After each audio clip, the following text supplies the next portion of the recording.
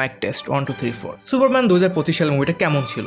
তো সত্যি কথা বলতে গেলে আমাদের এই মুভিটাকে সাপোর্ট করতে হবে ভাই। মানে আমি কত বছর ধরে ট্রাই করতেছিলাম যে ডিসির একটা সিনেমাটিক ইউনিভার্স তৈরি হোক, বাট বারবার তারা শুরু করে ফ্লপ খায়, তারা শেষ করে দেয়। মানে এটা অনেকবার হয়েছে। তো এই মুভিটা যদি ফ্লপ খায় তাহলে আমাদের মনে হয় না জীবনও ডিসি সিনেমাটিক ইউনিভার্স দেখা হবে ভাগ্যে। নতুন এই ডিসিইউ আর যার প্রথম মুভিটা ছিল এই সুপারম্যান 2025 সাল, যার মধ্যে নতুন একটা সিনেমাটিক ইউনিভার্স তৈরি হবে। তো এই মুভিটার উপরে দিয়ে পুরো সিনেমাটিক ইউনিভার্সটা তৈরি হয়েছে বলতে পারো, একটা গাছের শিকড় হচ্ছে এটা। আর এটার এই মুভিটাতে ভালো মাল আছে যা দিয়ে পুরো সিনেমাটিক ইউনিভার্স তৈরি হতে পারে। দেখো বন্ধুরা, আমি ডাইরেক্ট শুরুতে বলে রাখি, আমি মুভিটাকে 3টা ভাগে ভাগ করি প্রতি মুভিকে, এ বি সি।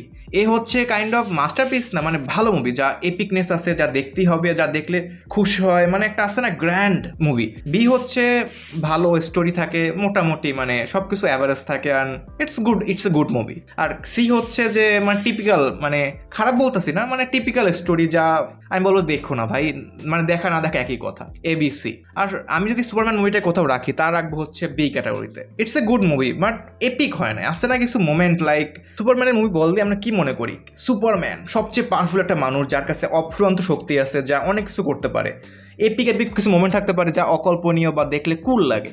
তো এই সুপারম্যানটা মুভি দেখলে মানে আমার অত বেশি মানে এপিক লাগে না, মানে নর্মাল একটা বান্দা লাগছে যার কাছে সুপার পাওয়ার আছে, যে টিপিক্যাল কাজ করতে পারে, মানে ভালো। But I want to see some coolness যা এই মুভিতে আমি পাই নাই। দেখো সত্যি কথা বলতে গেলে মুভিটাকে নিয়ে আমি খাইপে ছিলাম। মানে জেমস গানকে আমি খুব ভালো লাগে, তার মুভিগুলো অনেক ভালো, প্রিভিয়াস রেকর্ডও ভালো, সে পারে ইমোশন দিয়ে কাজ লাগাতে, একটা ভালো মুভি তৈরি করতে। আর নতুন ডিসির নতুন মুভি ছিল এটা, মানে সব কিছুটা অনেক স্টেক হাই ছিল, যে আমি মনে করছি এই মুভিটা দেখলে হয়তো খুব গ্র্যান্ড হবে, এপিক হবে, যা দেখলে মানে জীবন ধন্য হয়ে যাবে, এরকম কিছু একটা মোমেন্ট তৈরি হতে পারে। মানে অনেক আশা ছিল আমার মাঝখানে, but it's a good movie, but not epic, it's a good movie. মুভির স্টোরিটা খুবই নর্মাল লাগছে, মুভির ভিলেনও নর্মাল, মানে সব কিছু নর্মাল ছিল, কিছু এপিক পাই নাই। হ্যাঁ, ইটস ফর মি ওকে। এই মুভিতে আমরা কমপ্লিটলি নতুন একটা সুপারম্যানকে দেখতে পাই। পর্যন্ত অনেকগুলো সুপারম্যানের মুভি আসছে, অনেকগুলো সুপারম্যান আসছে, তো নতুন এই সুপারম্যান আগের সুপারম্যানের থেকে অনেক ডিফারেন্ট লাগছে। লাইক নট হেনরি ক্যাভিলের কপি বা ক্রিস্টোফার রিভসের কপি, ইটস কমপ্লিট আর নিউ সুপারম্যান, যা দেখলে মনে হয় যে মুভির ডাইরেক্টর, মুভির অ্যাক্টর সবাই অনেক কঠোর পরিশ্রম করছে। বিশেষ করে ডেভিড করনসওয়েট তার বেস্ট দিয়েছে। ক্লার্ক কেন্ট এবং সুপারম্যান দুজনকে মুভির ভিতরে একদম আলাদা লাগে। মুভির শুরুতে আমাদের একটা নতুন সিনেমাটিক ইউনিভার্সের সাথে পরিচয় করে দেয়। মানে আই মিন এই ইউনিভার্সটা কীরকম, মানুষের মেন্টালিটি কীরকম। লাইক এই ইউনিভার্সে সুপার হিরো, মেটা হিউম্যান্স খুবই কমন, মানুষ এদেরকে খুবই নর্মাল চোখে দেখে। লাইক এর মতো পারে তুমি বসে আসছো, হঠাৎ তোমার সামনে মনস্টার এসে পড়লো, তো এটা ওই ইউনিভার্সের জন্য খুবই কমন। তো এই ইউনিভার্সে ম্যাজিক, সুপার পাওয়ার, মনস্টার খুবই কমন একটা বিষয়।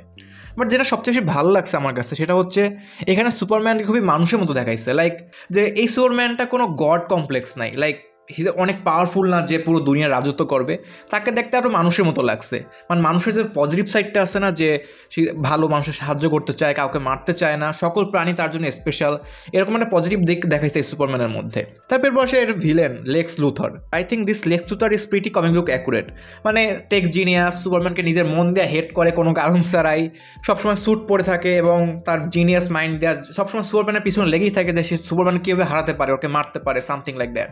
একটা জেলাসি ক্যারেক্টার দেখাইছে যা কমিক বুক থেকেই নেওয়া হয়েছে, অ্যান্ড আই লাইক ইট। এরপর আরও একটা মেন ক্যারেক্টার হচ্ছে লোইস লেন, সুপারম্যানের গার্লফ্রেন্ড। এবার লোইস লেনকে শুধু কিস করার জন্য রাখা হয় নাই, তাকে দেখানো হয়েছে সেও করতে পারে কাজ। প্রথম দিক থেকে লোইস লেন আর সুপারম্যানের মধ্যে একটা রিলেশনশিপ ডেভেলপমেন্ট দেখাইছে, তাদের রিলেশনশিপটা কীরকম যাইতেছে সব কিছু দেখাইছে। বাট মুভির লাস্টের দিকে না আই থিঙ্ক রাইটাররা ভুলে গেছে একে দিয়ে কী করবে। প্রথম দিকে ইম্পর্টেন্স কিছু দেখাইছিল, বাট লাস্টের দিকে সে একটা স্পেসশিপে উঠতেছিল আর কিছু একটা করতেছিল যা একটু ভালো লাগে না আমার কাছে। তারপর আরও কিছু ইম্পর্টেন্ট ক্যারেক্টার দেখাইছে, লাইক একটা নতুন টিম দেখাইছে সুপার হিরোদের, যার নাম হল জাস্টিস গ্যাং। এর ভিতরে 3টা ক্যারেক্টার থাকে, মিস্টার টেরিফিক, গ্রিন ল্যান্টার্ন এবং একটা হক গার্ল। আর এই ক্যারেক্টারগুলো খুবই ভালো লাগছে, মানে খুবই কম দেখাইছে, বাট এদের হিউমারগুলো, এদের অ্যাকশনগুলো আমার ভালো লাগছে, আরও দেখতে চাই এরকম মনে হতেছিল। আর সব লাস্টে একটা ইম্পর্টেন্ট ক্যারেক্টার যা সবচেয়ে বেশি আমার হিট করছে আর বেশি ভালো লাগছে, সেটা হচ্ছে ক্রিপ্টো দ্য সুপার ডগ। আমরা জানি জেমস গান অ্যানিমালদের সাথে খুব ভালোভাবে শো করতে পারে, মানে আমরা গার্ডিয়ান অফ গ্যালাক্সিতে দেখছি এবং আরও অনেক মুভিতে দেখছি যে জেমস গান কীভাবে ছোটো ছোটো অ্যানিমেলগুলোকে কীভাবে আমাদের সাথে ইমোশনালভাবে যুক্ত করে দেয়। অনেস্টলি এই মুভির একটা মেইন ক্যারেক্টার হচ্ছে ক্রিপ্টো দ্য সুপার ডগ। মাঝে মাঝে সুপারম্যানের থেকে বেশি ইম্পর্টেন্ট লাগছে ক্রিপ্টোটাকে, মানে ওর মুভমেন্টগুলো আরও বেশি ভালো লাগছে। আর এখানেই আসে এর মেইন নেগেটিভ পয়েন্ট, তা হচ্ছে সুপারম্যান। মানে সুপারম্যানের কাজগুলো খুবই ঠান্ডা লাগছে, মানে এপিকনেসটা নাই। প্রতিটা মুভিতে কিছু এপিক মোমেন্ট থাকে না, সুপার হিরোদের কিছু স্পেশাল মোমেন্ট, সেরকম কিছু আমি পাই নাই। লাইক একটা সিন ছিল, একটা দেশ ছিল যেখানে দেশটাকে সুপারম্যান বাঁচায়, তো সেখানে আবার হামলা হয় আর তারা বলছিল সুপারম্যান আমাদের বাঁচাও বা সামথিং, এর একটা সিন ছিল।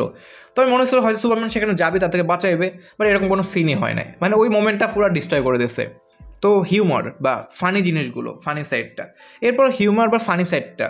তো এখানে জেমস গান ট্রাই করছে সকল ক্যারেক্টারের মাধ্যমে কিছু হিউমার দেওয়ার, বাট ম্যাক্সিমামে কাজ করে নাই। শুধু আই থিঙ্ক গ্রিন ল্যান্টার্নটা আমার খুব ভালো লাগছে, মানে ন্যাচারাল লাগছে, আর বাকিগুলো সব কিছু আমার অনেক ফোর্স লাগছে, যে ইচ্ছা করে জোর করে আমাদের আসন ট্রাই করতেছে, বাট যেটা কাজ করে নাই। দেখো লাস্টের দিকে একটা কথাই বলবো, যে দেখো মুভিটা না শুরু হয় ধরো এরকম শুরু হইতেছে, মানে আর এরকমই যাইতেছে, মানে কোনো উপর নেই আছে না, ও ভাই এখন কি হবে, সুপারম্যান বাঁচবে না মারা যাবে, ওরকম টেনশন বা ওরকম প্রেশারটা আমি ফিল করতে পারি নাই। দেখো সিম্পল মুভি দেখার পর আমার নতুন সুপারম্যানকে ভালো লাগছে এবং তাকে আমি অ্যাকসেপ্ট করতে পারতেছি অ্যাজ এ নতুন সুপারম্যান। আর এই মুভিতে যথেষ্ট সোর্স ম্যাটেরিয়াল আছে যাদের নতুন একটা সিনেম্যাটিক ইউনিভার্স তৈরি হতে পারে। তো আমার জন্য এতটুকু ঠিক আছে। আমি অনেক বছর ধরে চাইছিলাম যে একটা নতুন শুরু হোক ডিসি ইউনিভার্সের, আর এই মুভিটা তা করতে পেরেছে সাকসেসফুলভাবে। আর যদি লাস্ট টাইম একটা রেটিং দিতে যাই এই মুভিটা সম্পর্কে, তাহলে আমি 10-এ একে দেবো হচ্ছে 7। এটা আমার পার্সোনাল রেটিং, কোনো জাজ করো না আমাকে বা মুভিটাকে, তোমার হয়তো রেটিং আরও হাই হতে পারে। তোমার মুভিটা দেখো, এনজয় করো, ভালো রিভিউ দাও, আমার সাথে শেয়ার করো। তো বন্ধুরা আজকে মধ্যে এখানে ভিডিওটা শেষ করলাম। Thank you for watching this video, good bye and tata.